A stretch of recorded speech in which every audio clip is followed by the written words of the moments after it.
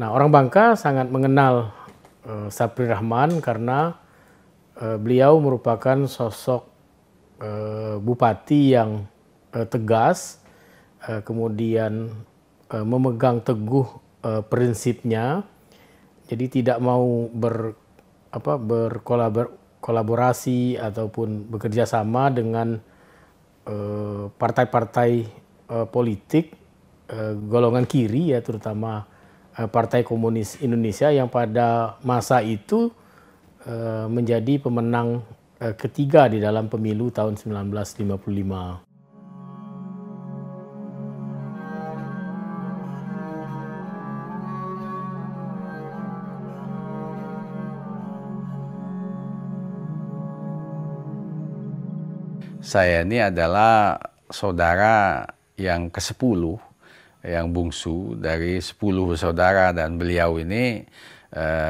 Mayor Sapri Rahman ini adalah nomor 2. Ya, dengan berjarak 23 tahun itu, usia saya pada waktu masih kecilnya, sudah tidak ketemu lagi beliau itu. Ketemu tuh pada usia sekitar saya 4-5 tahun kemudian itu, pulanglah dia itu dan sudah menyandang pangkat tuh Letnan 2 saya.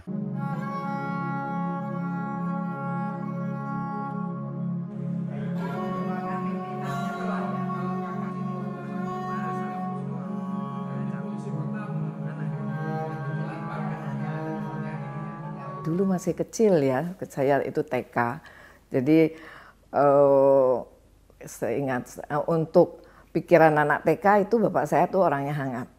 Jadi lucu, suka tidak serius gitu. Jadi suka bercanda. Jadi kita nggak tahu beliau tuh marah apa enggak itu. Jadi itu kesan saya untuk bapak saya. Dan untuk ininya kerasnya ya, kalau kita nakal, kakak-kakak saya terutama itu kalau nakal memang dikeras gitu. Tapi bapak seorang yang baik.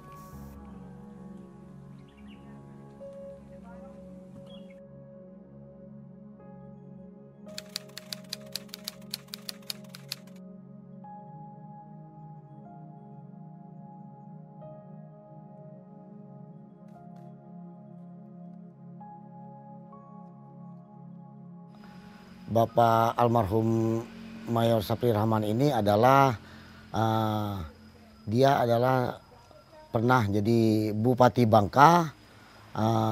Kemudian dalam kepemimpinannya sosok beliau ini, dia memimpin orangnya tegas, disiplin, mengayomi, dan dia tidak memandang suku dan etnis.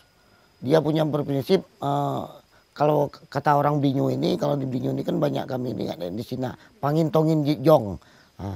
Dia tidak memandang itu dari suku mana. Yang jelas dia akan melayani dalam kepemimpinan beliau ini.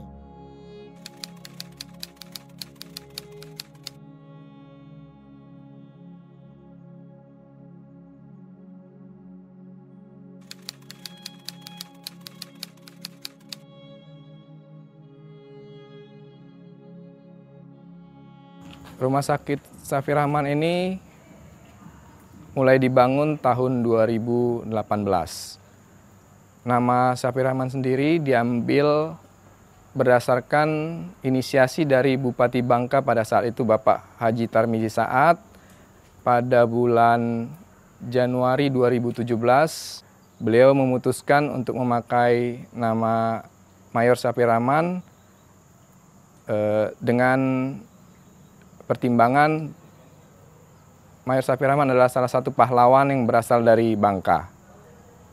Sehingga pada awal Januari 2018, Rumah Sakit Puding Besar diresmikan dengan nama Rumah Sakit Umum Daerah Mayor Sapri Rahman.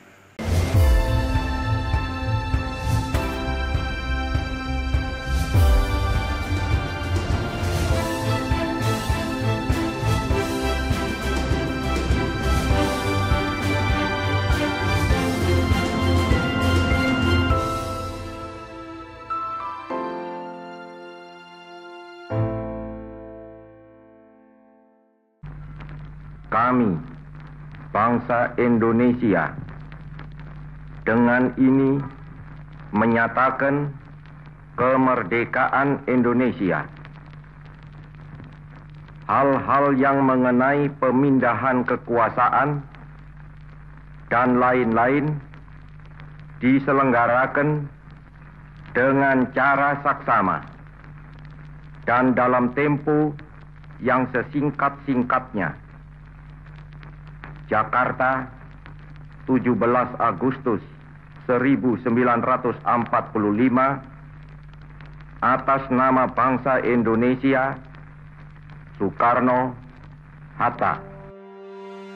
Nah, ketika usia muda, Sapri Rahman ini kan masuk ke sekolah ya, sekolah tentara ya, sekolah tentara di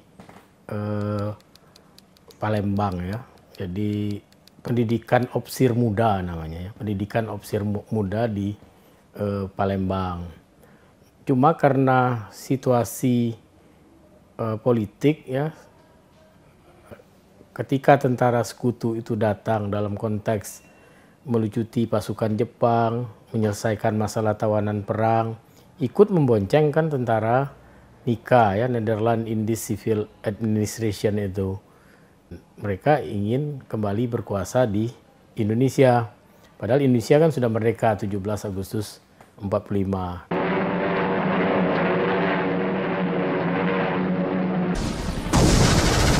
Karena situasi tersebut ya, di seluruh Indonesia itu terjadi perlawanan bersenjata. Nah, ketika opsir muda Sapri Rahman ini sedang pendidikan, nah mereka juga ikut bertempur. Jadi berlatih sambil bertempur lah, kira-kira seperti itu. Berlatih sambil bertempur dalam pertempuran 5 hari 5 malam di Palembang. Nah, pada saat agresi militer Belanda I, agresi militer Belanda kedua, itu Sapri Rahman juga ikut ya dalam aksi membela dan mempertahankan kemerdekaan yang telah kita cetuskan tanggal 17 Agustus 45. Nah, kemudian sebagai seorang militer, beliau juga ikut serta dalam upaya penumpasan ya Darul Islam, Tentara Islam Indonesia. Kemudian di Bangka itu cukup populer sebagai seorang tentara karena dia diberi 4 jabatan di Bangka itu. Pertama, dia diberi jabatan sebagai komandan perwira daerah militer ya, di Belitung, kemudian dipindahkan ke Bangka. Jadi sebagai komandan Putepra ya, pelaksana tugas perang ya, yang berkedudukan juga di Bangka. Nah, beliau juga menjabat sebagai komandan Legiun Veteran ya untuk wilayah Bangka. Pada waktu yang bersamaan juga beliau menjadi bupati di Bangka. Jadi pada saat jabatan beliau sebagai mayor, beliau memiliki 4 jabatan penting di Bangka, baik jabatan di militer maupun jabatan di sipil ya sebagai seorang bupati.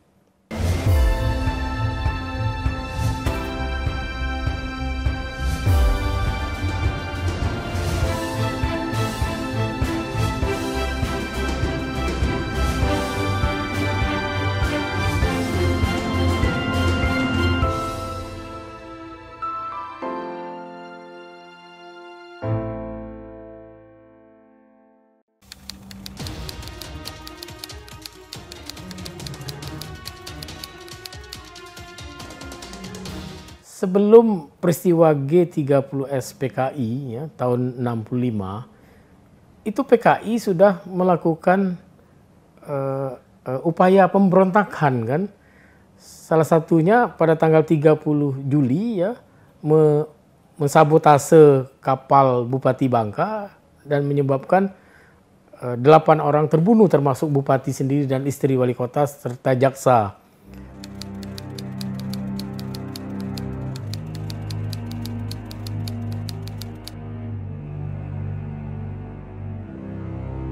Jadi komunisnya selalu membuat gara-gara dan dia tahu betul karena pada waktu itu juga pembokongan peristiwa 47-49 yang dia memang cita-cita ingin menjadi tentara itu sudah membaca gelagat-gelagat itu. Dan ini berakibat ada pemihakan. Nah, pemihakan di tengah rivalitas politik yang keras ini mengakibatkan beliau itu menjadi incaran politik bagi lawan politiknya itu, terutama PKI pada waktu itu. Nah, kita ketahui bahwa akibat ketegasan beliau tidak mau bekerja sama dengan Partai Komunis Indonesia, beliau menjadi musuh yang harus diretoy, ya, harus diretoy, harus disingkirkan, harus dilenyapkan, ya. Dan itu tidak membuat dia takut, tidak membuat dia gentar.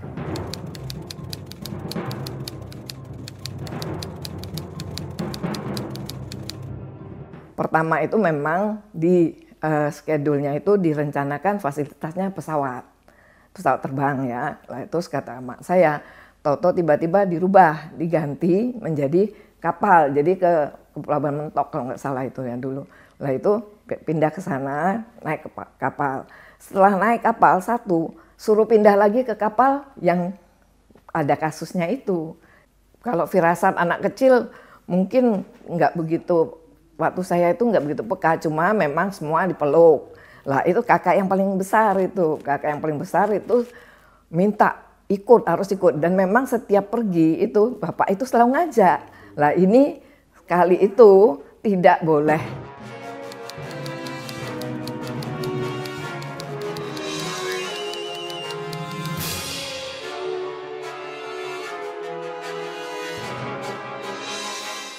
Kalau Bupati Safri Rahman itu beliau meninggal ketika kapal Bea Cukai 32 yang ditumpanginya bersama dengan tim kesenian yang akan berangkat memenuhi undangan Gubernur Sumatera Selatan itu disabotase oleh PKI di Selat Bangka yang menyebabkan sekitar 8 orang meninggal, ya, diantaranya Mayor Safri Rahman sendiri sebagai bupati, kemudian Ican Saleh, ya, seorang jaksa, kemudian istrinya wali kota Pangkal Pinang, ya, Nyonya Saleh Zainuddin, dan beberapa orang anggota tim kesenian juga ikut menjadi korban.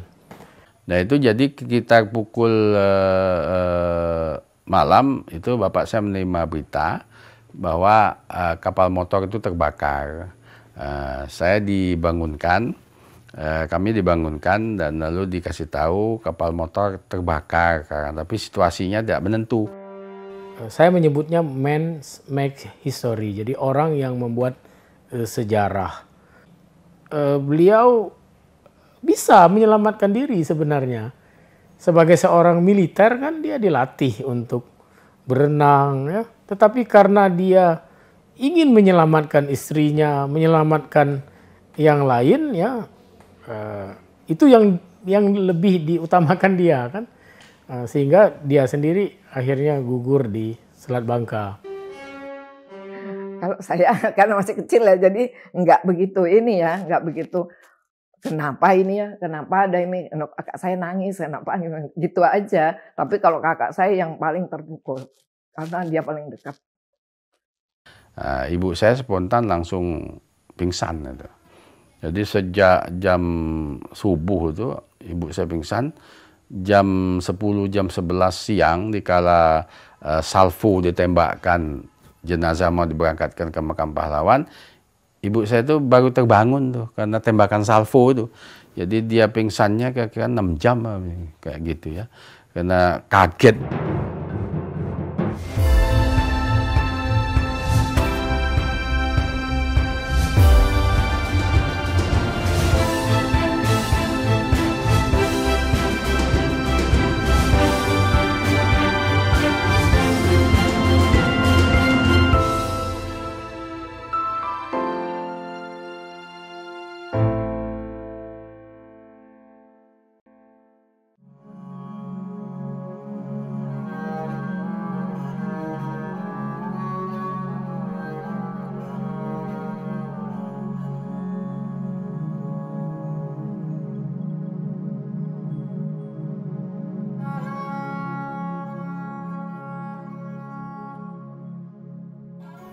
Jadi yang pertama yang heroik itu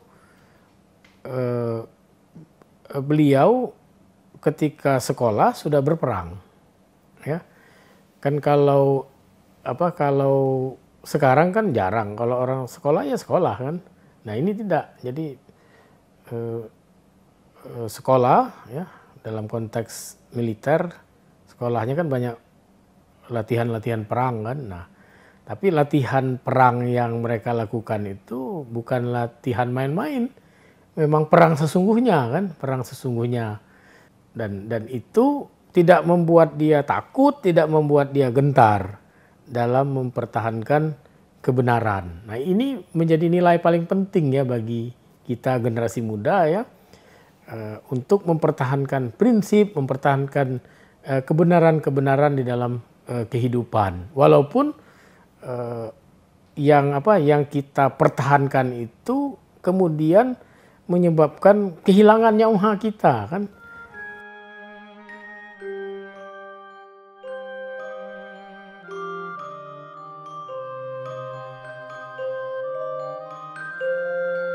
Dari masyarakat Binyu mendorong ke salah satu forum Presidium Perjuangan Bangka Belitung untuk mengusulkan